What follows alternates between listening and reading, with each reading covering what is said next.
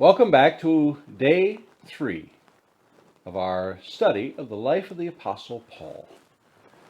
Our title today is Educated at the Feet of Gamaliel. Our reading today comes from Acts chapter 22, verses 1 through 5. Brothers and fathers, hear the defense that I now make before you. When they heard that he was addressing them in the Hebrew language, they became even more quiet. And he said, I am a Jew, born in Tarsus in Cilicia, but brought up in this city, educated at the feet of Gamaliel, according to the strict manner of the law of our fathers, being zealous for God, as all of you are this day. I persecuted this way to the death, binding and delivering to prison both men and women, as the high priest and the whole council of elders can bear me witness.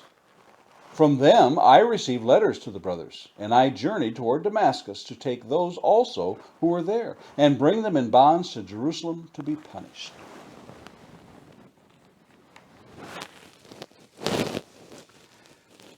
I was recently reading about an article that had been posted from a rather prestigious medical journal. As a way of bolstering the author's credentials, it stated that this article had been peer reviewed. I'd seen that term before, but hadn't given it much thought. This time, however, my interest was piqued, and I wanted to know what this actually meant to be peer-reviewed. Or according to the United States Geological Survey, they define it as such. A peer-reviewed publication is also sometimes referred to as a scholarly publication. The peer review process subjects an author's scholarly work, research, or ideas to the scrutiny of others who are experts in the same field, or peers, and is considered necessary to ensure academic, scientific quality.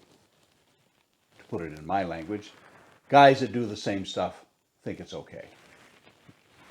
That is important to have the respect of one's peers and colleagues. It gives credibility. If you want to get a real-life example, tune in to U.S. Senate hearings when they have someone testifying. They want to know that that person on the stand has credentials to back up their expertise. Where did they go to school? How much schooling did they have? What degrees have they obtained? Now, in the nomenclature of the young, there is such a thing known as street cred.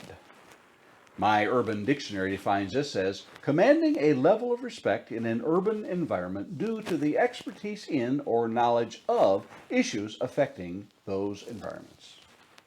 Used in a sentence, he's been through it all. His street cred is undeniable. Now, if I were to use either of those, the definition or that sentence, those listening would most likely say the very fact that I talk like that at my age means I don't have street cred. My reply to that would be, that's bogus, man. And that would instantly identify me as a man of the 70s. But the Apostle Paul knows the crowd he is about to address.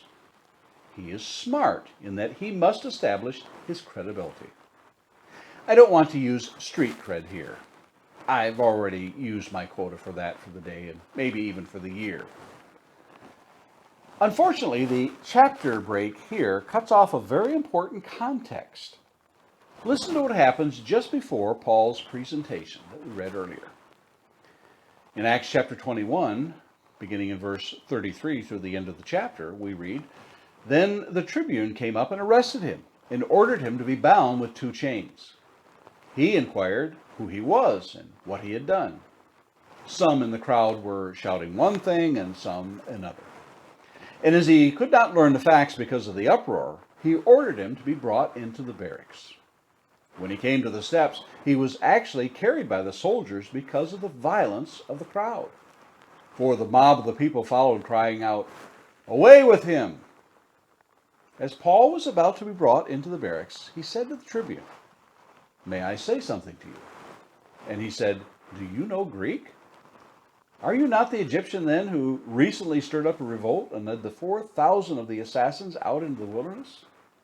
Paul replied, I am a Jew from Tarsus in Cilicia, a citizen of no obscure city. I beg you, permit me to speak to the people." And when he had given him permission, Paul, standing on the steps, motioned with his hand to the people. And when there was a great hush, he addressed them in the Hebrew language. Paul speaks to the tribune in Greek and establishes his identity to him. One small detail escapes the attention of the tribune in that Paul reveals that he is a Roman citizen when he tells him he is from Tarsus, a city of no obscure city. Citizen of no obscure city. Then, quite brilliantly, Paul begins to address the crowd in the Hebrew language. That establishes his, never mind that term. He establishes his credibility to the Jews there. He speaks their sacred language. The next thing he does to let them know they are listening to someone of great learning, we find in Acts chapter 22 and verse 3. "I am a Jew, born in Tarsus in Cilicia, but brought up in this city, educated at the feet of Gamaliel, according to the strict manner of the law of our fathers, being zealous for God, as all of you are this day." Now, taken one by one, most of those are not all that impressive. Tarsus, no big deal, perhaps to most of them. Brought up and raised in Jerusalem, well, again, impressive, but then again, so were a lot of the others. It's a sort of way of saying, well, I went to college here. But when he declares that he was educated at the feet of Gamaliel, now that is something. There are two names in Jewish history that are mentioned in relation to the first century: Hillel and Gamaliel. They were thought to be among the greatest minds in Jewish history of that time. Even today, in the 21st century, Gamaliel is often quoted. In the Jewish culture, it was considered a great honor to be chosen by a rabbi to follow him and to learn under his mentoring.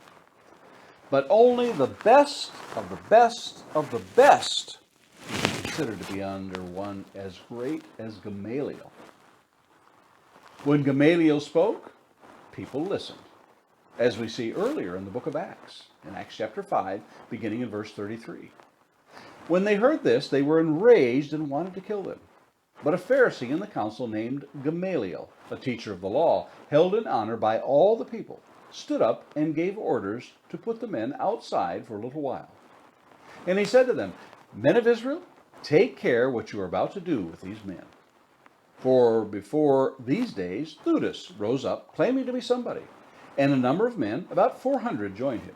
He was killed, and all who followed him were dispersed and came to nothing. After him, Judas the Galilean rose up in the days of the census and drew away some of the people after him. He too perished, and all who followed him were scattered. So, in the present case, I tell you, keep away from these men and let them alone. For if this plan or this undertaking is of man, it will fail. But if it is of God, you will not be able to overthrow them. You might even be found opposing God." So they took his advice. Paul, having established his credentials, now begins to tell the story of his conversion. Wrapped in his account is his mission from God to take the testimony to the Jews and then the Gentiles. But no amount of education, background, or credibility could overcome the prejudice and hatred for the Gentiles that the Jews possessed. It is the only time recorded in which Paul uses this connection with a Jewish rabbi. Still, there is a valuable message in this for us. Wherever we go, our credibility can help establish a basis whereby we can reach those in our own circles of acquaintances.